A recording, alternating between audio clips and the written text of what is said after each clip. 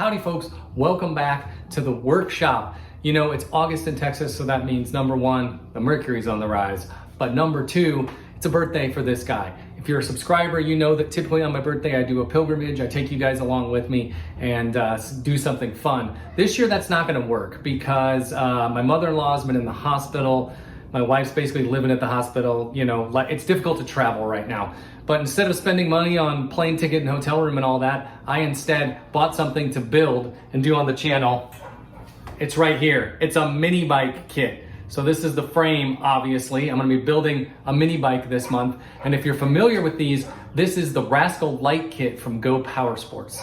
The kit comes with everything you need to put it together. Wheels and tires, fork, handlebars, seat, clutch, sprocket, a whole bunch of nuts and bolts, and all the other stuff you need too. Additionally, I bought fenders for mine. The kit doesn't come with these, but I want my mini bike to have fenders, so here we go. Now, over the month of August, you'll see some of these videos peppered in there of me working on the mini bike and then probably eventually riding the mini bike.